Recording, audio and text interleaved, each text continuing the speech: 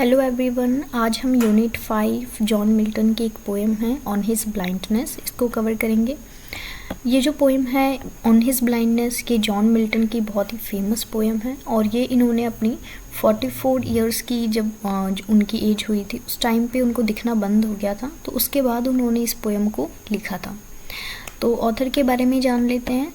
John Milton born हुए थे 1608 के अंदर और उनकी डेथ हुई थी 1674 में। इनके बारे में थोड़ा सा डिटेल में दिया हुआ है। उसके बाद जॉन मिल्टन जो थे ये एक बहुत बड़े विख्याता थे, राइट। जॉन मिल्टन बहुत बड़े विद्वान थे। उन्होंने काफ़ी सारे पवित्र ग्रंथ पढ़ रखे थे क्लासिक इटालियन लैंग्वेज के अंदर और बहुत सारे लिटरेचर उन्होंने पढ़ रखे थे। उस टाइम पीरियड के बहुत ही फेमस पोइट थे। इनफैक्ट आज भी ये काफ़ी फेमस हैं, काफ़ी प्रसिद्ध हैं।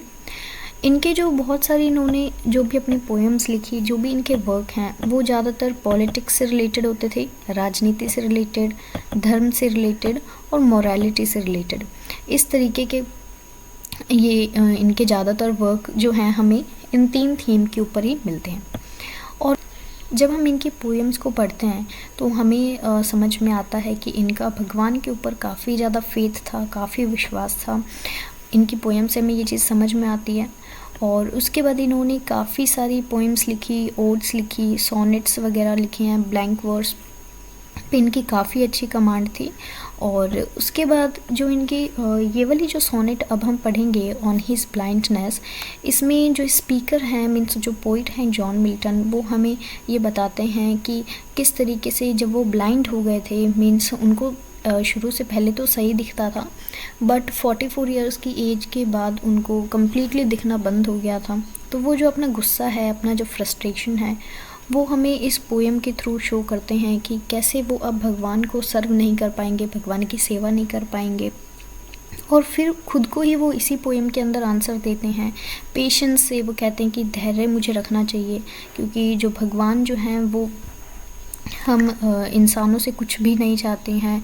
और वो खुद ही हमें अपनी पोएम के थ्रू बताते हैं कि हमें पेशेंस रखना चाहिए क्योंकि भगवान के पास काम करवाने के लिए बहुत सारे लोग हैं। भगवान अपना काम बहुत जल्दी करवा सकते हैं। उन्हें लोगों का, हम इंसानों के काम की कोई ज़रूरत नहीं है।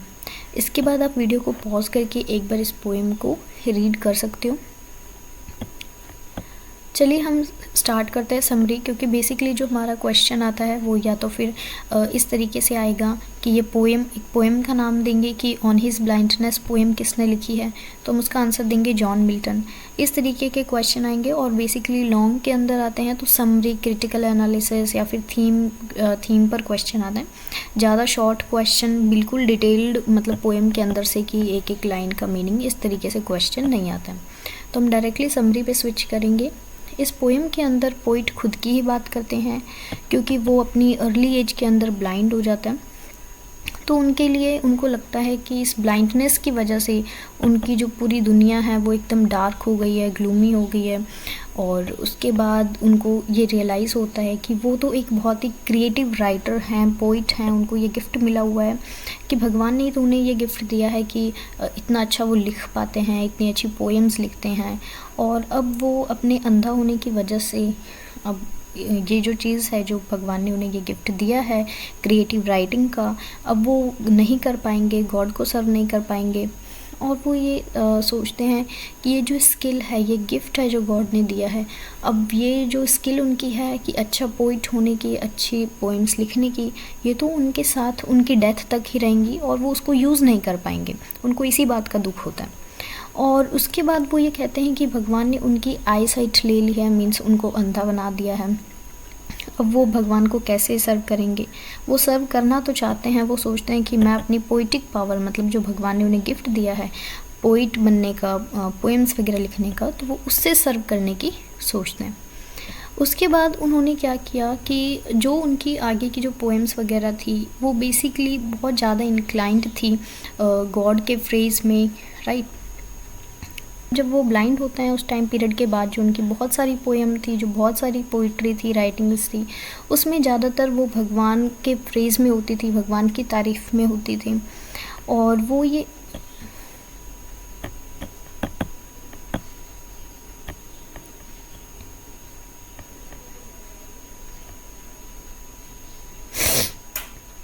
और वो बहुत ही माइल्डली इस पोएम के अंदर भगवान से क्वेश्चन करते हैं कि वो कैसे एक नॉर्मल पर्सन की तरह वो काम कर पाएंगे, कैसे वो काम कर सकते हैं, क्योंकि वो तो अब एकदम टोटली ब्लाइंड हो गए। अब एक नॉर्मल पर्सन जिस तरीके से काम करता है वो उस तरीके से काम नहीं कर पाएंगे।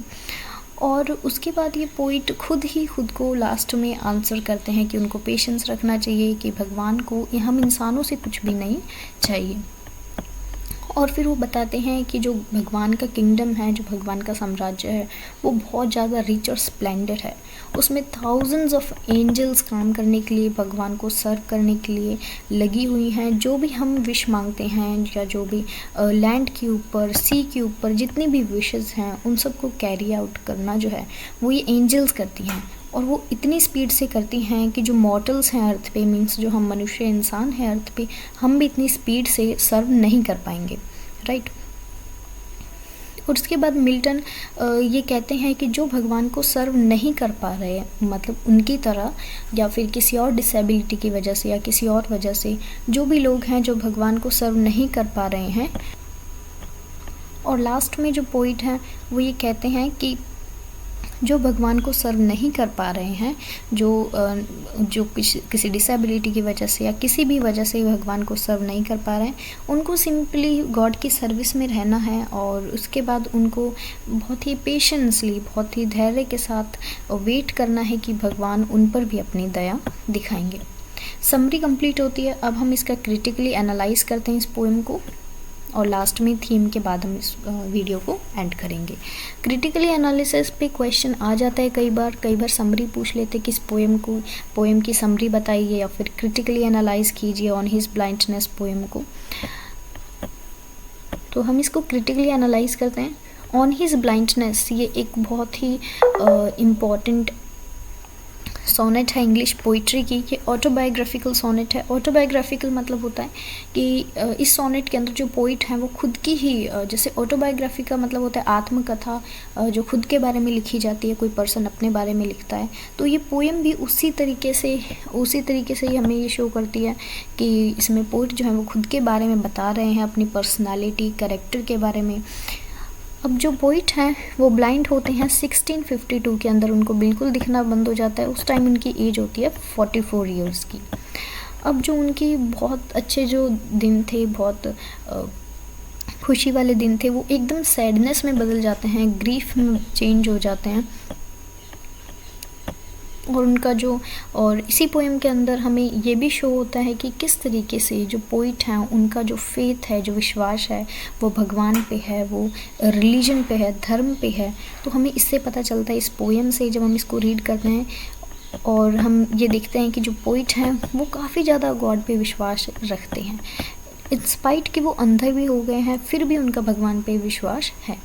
और अगर हम इस पोएम को जब अच्छे से रीड करते हैं थोड़ा डीपली, तो हमें पता चलता है कि जो हमारी इंडियन फ़िलॉसफी है वेदास की, या हमारी जो भगवत गीता है, उसमें भी तो यही है कि जो भगवत गीता या जो भी हमारे पुराण हैं वो हमें यही सिखाते हैं कि इंसान जो है उसकी क्या ड्यूटीज़ हैं भगवान की तरफ, सोसाइटी की तरफ, और किस तरीके से पर्सन को जो है भगवान पर विश्वास रखना है। जो भी चीज़ भगवान करता है वो हमारे लिए एसेंशियल होती है, राइट। तो जो भगवत गीता देखें या हमारे कोई भी पुराण देखें, उसमें यही होता है कि कुछ भी जो भगवान करते हैं वो हमारे भले के लिए करते हैं। तो ये चीज़ भी हमें उनकी पोएम में रिफ्लेक्ट होती दिखती है। अब वो ब्लाइंड हैं, वो अपनी पोएटिक पावर को फिर भी यूज़ करना चाहते हैं, मतलब कि वो अपनी डेथ के बाद जब वो गॉड को अप्रोच करेंगे तो वो किस तरीके से क्या प्रेजेंट करेंगे उनके सामने। जब उसके बाद जब उनकी इनर सेल्फ जो है, जब पोइट की जो अंतरात्मा है वो एक कंप्लेंट करती है गॉड को कि क्यों वो ब्लाइंड हुए, क्यों वो अच्छे से काम नहीं कर पा सकते, तो उसकी वजह से, और उसके बाद जो है वो खुद ही अपने आप को पेशेंस के साथ अपना सही रास्ता खुद को दिखाता है। और पेशेंस जो वर्ड है इसको इस पोएम के अंदर पर्सोनिफाई किया गया है। पेशेंस एडवाइस करती है, मतलब जो हमारा धैर्य होता है वो हमें ये एडवाइसेस करता है कि हमें कोई भी प्लेजर हो, पेन हो, प्लेजर मतलब सिर्फ खुशियाँ ही नहीं, पेन भी जो भी हमें गॉड देते हैं, हमें उन सब कुछ चीज़ों को हमें कंप्लेन नहीं करनी है, काम रहना है। इसी तरीके से पोइट शुरू में तो कंप्लेंट करते हैं और उसके बाद फिर वो काम हो जाते हैं, एकदम शांत हो जाते हैं। और लास्ट लाइन जो है ये इसमें हमें पोइट जो है, पोइट का जो पर्पस है इस पोएम को लिखने का वो समझ में आता है। तो लास्ट लाइन बहुत इम्पॉर्टेंट है इसमें, आप एक बार पोएम जो है उसको रीड करना।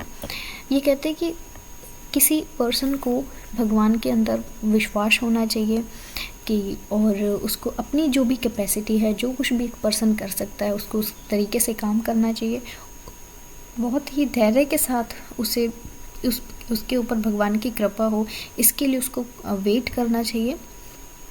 और ट्रू डिवोटीज़ वो होते हैं गॉड के, मतलब सच्चे भक्त जो गॉड के होते हैं पोइट के अकॉर्डिंग, वो होते हैं जो कंप्लेंट नहीं करते और भगवान की दया के लिए बड़ी ही पेशेंटली वेट करते हैं।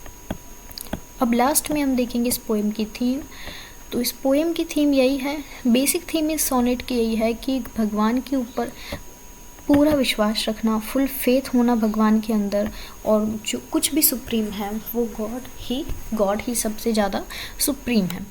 इस सोनेट के अंदर हमें फेथ और कॉन्फिडेंस रखना है गॉड के अंदर। ये बताया जाता है कि चाहे कैसी भी सिचुएशन हो, हमारा जो भरोसा है भगवान पे, जो हमारा कॉन्फिडेंस है, विश्वास है, वो भगवान से नहीं उठना चाहिए। ओके, सो ये पोएम की थीम हो गई।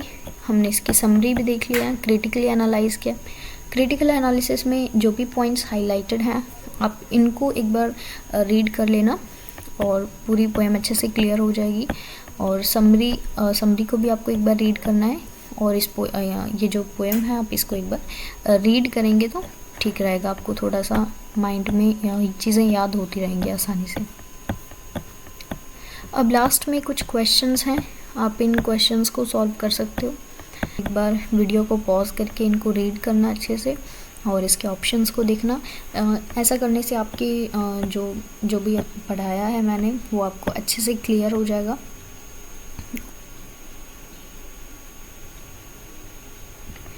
और लास्ट में जो है इसके आंसर की है, सो आप इन आंसर्स को एक बार लास्ट में चेक कर लेना।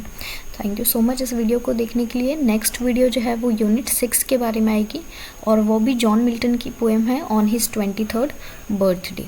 Thank you.